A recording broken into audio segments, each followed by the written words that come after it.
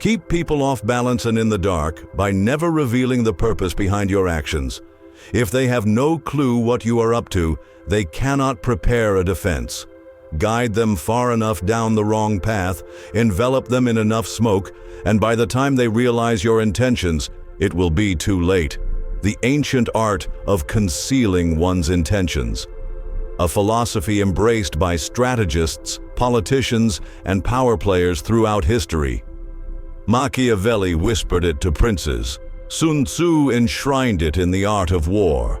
In the courts of every empire, those who mastered this art often stood closest to power. But what happens when this philosophy seeps into our everyday lives? What becomes of us when we all wear masks, hiding our true intentions from one another? When every interaction becomes a chess move, and every relationship a battlefield where advantage must be gained, and vulnerabilities must be concealed at all costs. Have you ever noticed how the emotions of others can influence you? How often do you find yourself thrown off balance by the frustrations, negativity, or anger of those around you? How a colleague's unexplained coldness can leave you questioning yourself for hours. How a friend's sudden withdrawal can create a void of uncertainty that you rush to fill with explanations. In these moments of confusion, we rarely consider that what we're witnessing may have nothing to do with us at all, that we are merely catching the ripples of internal battles being fought behind carefully constructed facades. For Alex, every day is a careful dance of appearances. Every conversation a strategic move. Every relationship a calculation with potential costs and benefits meticulously weighed. This wasn't always the case. There was a time when Alex approached the world with open hands and an unguarded heart.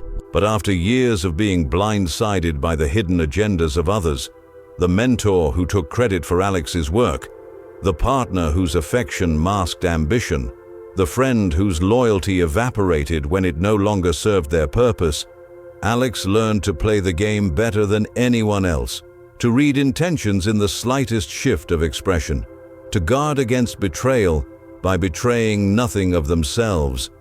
In our modern world, we've become masters of concealment. We craft personas like skilled artisans, polishing and refining them until they gleam with flawless perfection. Social media profiles carefully curated to project success while hiding struggle. Professional personas designed to highlight competence while concealing any trace of uncertainty. Even in our closest relationships, we often hold back parts of ourselves, afraid of what might happen if we reveal too much. We've learned to filter our thoughts through layers of calculation. What impact will my words have? How will this vulnerability be received? What advantage might be gained from this revelation?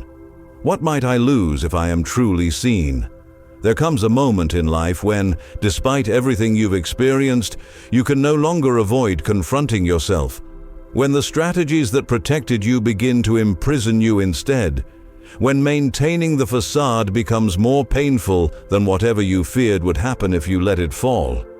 It's as if you're looking through a mirror that suddenly turns transparent, and you see not just your external self, the self you've crafted for the world, but everything you carry within.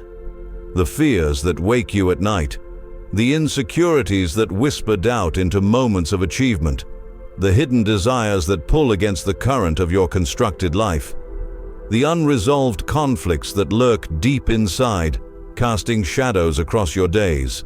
It is at this moment, this point of reckoning, that you begin to understand a profound truth. Knowing your own darkness is the key to dealing with the darkness others carry with them.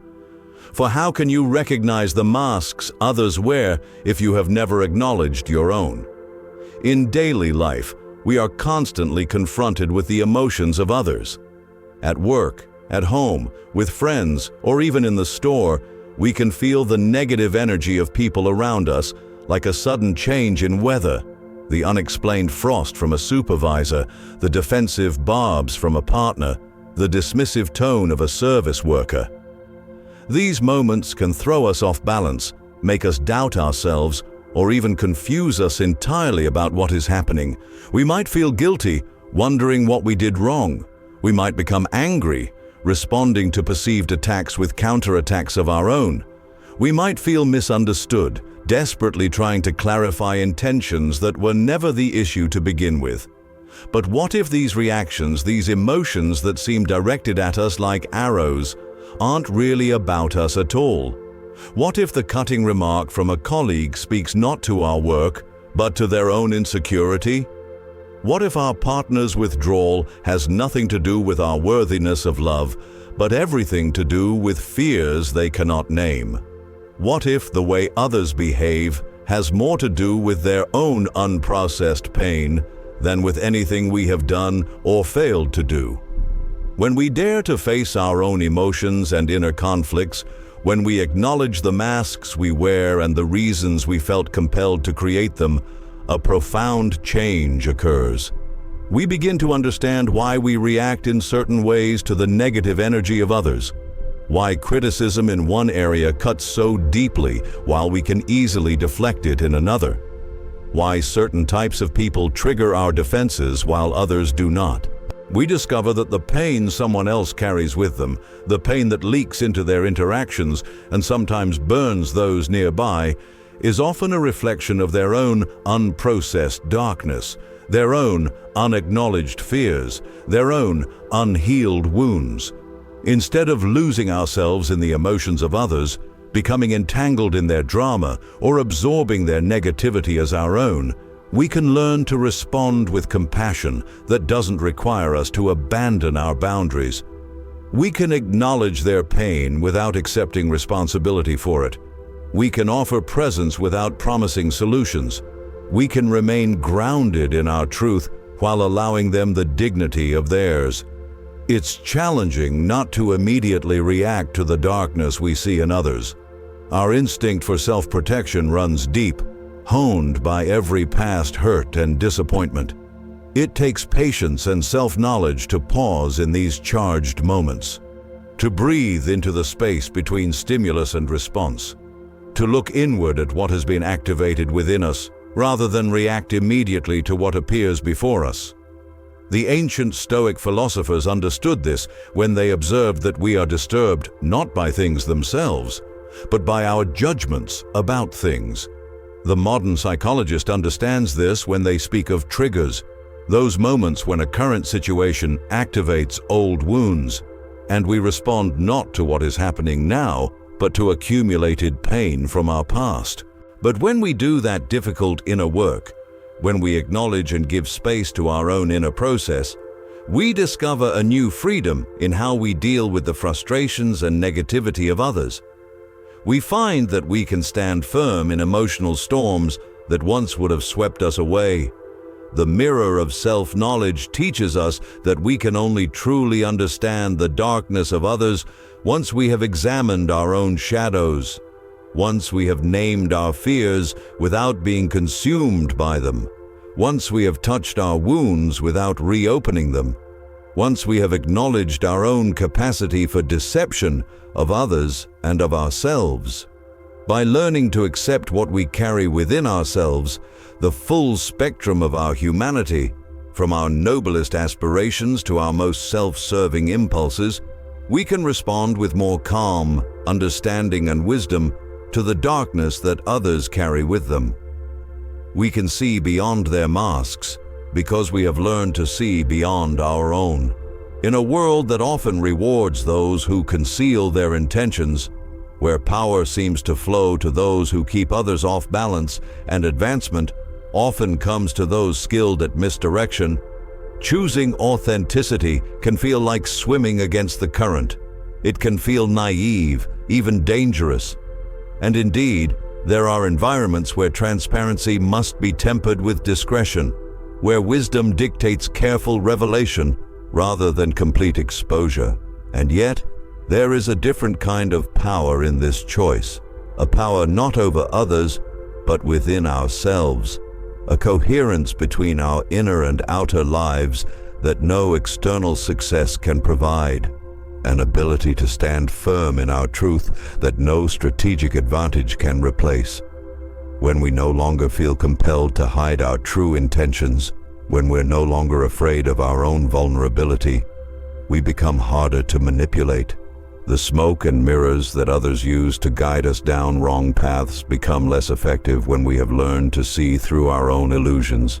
We recognize the game because we once played it ourselves. We understand the strategy because we once relied on it for safety. We discover, perhaps surprisingly, that authentic connection becomes possible even in spaces where it once seemed impossible. Not with everyone, certainly. There will always be those who view relationships as purely transactional, but with others who are also weary of wearing masks that have grown too heavy to bear. And what about you? Have you ever noticed how the emotions of others influence you? How their unexpressed pain can become your burden? Their unacknowledged fears your responsibility? Their unspoken expectations your measure of worth? What would happen if you first looked at your own feelings and reactions before trying to understand what's going on with the other person? If you asked yourself, what old wound has been touched here? What fear has been awakened? What part of me feels threatened by this interaction? And then, standing firmly in that self-knowledge, what might become possible in your connections with others? Perhaps the most powerful strategy isn't to conceal our intentions, but to align them, to bring our inner and outer selves into harmony, not as a tactic, but as a practice of integrity. Not to create smoke and mirrors designed to confuse, but to clear the air even when doing so feels risky. Not to guide others down wrong paths for our advantage, but to walk alongside them in truth, even when the path is difficult. This doesn't mean exposing every thought, sharing every feeling, or abandoning discernment about what to reveal and when. It doesn't mean ignoring the reality that there are those who will exploit openness or mistake authenticity for weakness. Wisdom remains necessary in a world where not everyone seeks genuine connection.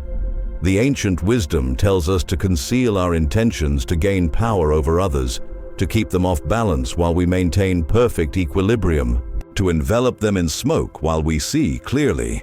These are strategies for a world viewed as inherently hostile, where connection is impossible and protection is paramount. But perhaps there is deeper wisdom in revealing ourselves, not carelessly or without boundaries, but authentically, in choosing when transparency serves greater purpose than concealment, in recognizing that while strategic thinking has its place, strategy without authentic purpose leads to empty victories. Because when we no longer fear being seen, we can finally see others clearly. We can recognize their masks without judgment, having worn our own. We can understand their strategic concealments with compassion, having engaged in our own. And in that clear seeing lies a freedom that no strategy, however brilliant, can provide.